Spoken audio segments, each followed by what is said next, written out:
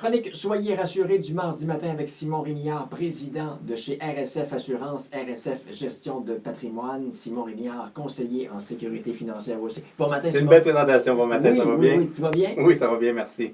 On va parler d'assurance vie et de la valeur de rachat de l'assurance vie. Effectivement, on va peut-être démystifier un peu ce qu'est les valeurs de rachat dans un contrat d'assurance vie.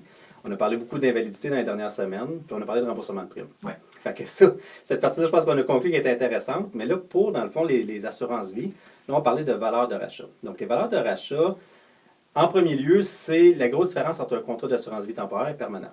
Donc, au niveau du contrat d'assurance vie permanent, c'est le seul qui va avoir des valeurs de rachat. OK. Fait que dans un contrat comme ça, les valeurs de rachat vont s'accumuler à chaque année. Et j'aime le voir un peu comme un compte épargne à l'intérieur du contrat. Fait que dans le fond, c'est vraiment de l'argent qui va être à l'intérieur du contrat qu'on va pouvoir utiliser de notre vivant.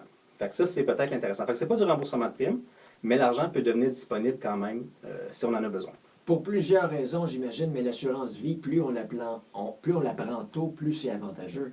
C'est sûr qu'une assurance vie, le plus vite c'est pris, plus c'est avantageux parce que dans le fond, plus la compagnie d'assurance va avoir plus d'années pour faire fructifier cet argent-là. Oui, on ne sait jamais à quel moment ça peut survenir. On peut en avoir de besoin. Premièrement, et j'imagine que les façons d'adhérer et puis les conditions, puis tout ça, c'est plus facile, plus on est jeune, en santé. Effectivement. Donc, si la santé est bonne, c'est le temps de se parler d'assurance vie, c'est là que ça se passe. Ça marche. Donc, quand on prend ce jeune, dans le fond, les valeurs de rachat vont avoir le temps de s'accumuler. On va accumuler des bonnes valeurs de rachat aussi. Donc, cet argent-là, je le vois comme un compte épargne, comme je disais, parce qu'il peut être utilisé du vivant. On peut le faire de deux façons, soit en mettant fin au contrat, où ce que là, les sommes des valeurs de rachat vont vous être remboursées.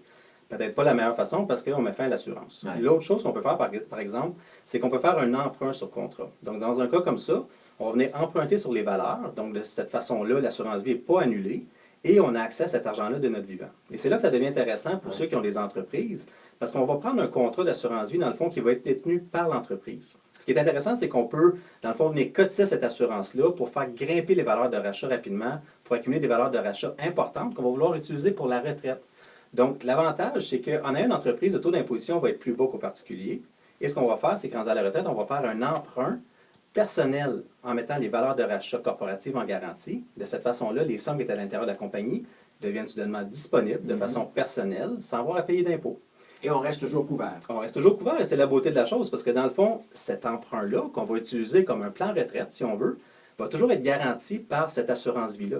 Donc, au moment du décès, ça va survenir un jour. Ce qui va arriver, c'est que l'emprunt qu'on va utiliser pour vivre à notre retraite, les sommes qu'on va avoir cotisées vont nous revenir et l'assurance vie va venir, dans le fond, rembourser cet emprunt-là et il va rester encore beaucoup d'argent pour la succession.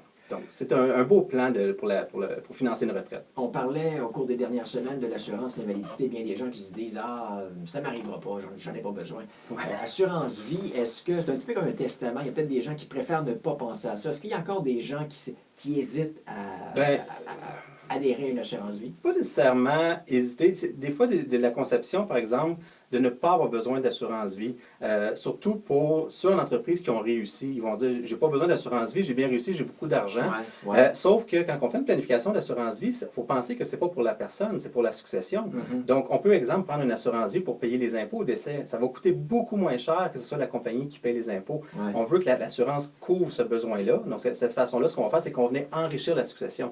Donc, tant qu'à avoir accumulé un patrimoine intéressant et que la compagnie a bien été, pourquoi ne pas en transférer le plus possible à la succession? Donc, dans un plan comme ça, l'entrepreneur va pouvoir avoir accès à son argent à la retraite, comme je disais tantôt, par les valeurs, et le patrimoine va avoir été gonflé par l'assurance vie, qui va en plus sortir libre d'impôt de la compagnie, mais ça, on verra ça dans les prochaines semaines. Autre chose que j'aimerais qu'on voit, soit ce matin ou dans les prochaines semaines, le montant nécessaire, je dirais, pour monsieur, madame, tout le monde, un père de famille. Est-ce que ça dépend du nombre d'enfants qu'on a, de l'âge des enfants, puis tout ça, la prime dont notre conjointe va avoir besoin pour... Ben là, ça va être honnêtement très différent d'une personne à l'autre. Il va y avoir une planification à faire. Puis quand on va parler d'une famille ordinaire, si on veut, ou une planification standard, il va y avoir une partie d'assurance vie permanente parce qu'on va avoir de quoi en place qu'on va couvrir les derniers frais, ces choses-là. Mais ces sommes-là n'ont pas besoin d'être immenses parce que les grands besoins vont souvent être couverts en produits temporaires qui vont être beaucoup moins dispendieux. Mais pour des besoins temporaires, tant qu'on a une hypothèque, les enfants à la maison, des choses comme ça. Donc souvent, on va avoir une combinaison des deux produits, une partie permanente pour s'assurer qu'on a quoi pour nos vieux jours et une partie temporaire pendant les années importantes. Monsieur Rémillard, si on veut vous joindre à ce sujet ou à tout autre sujet, on le fait de quelle façon? Sur mon site web, soyezrassurés.com ou par téléphone 450-944-3773. Merci Simon, bonne journée. Merci, bonne journée.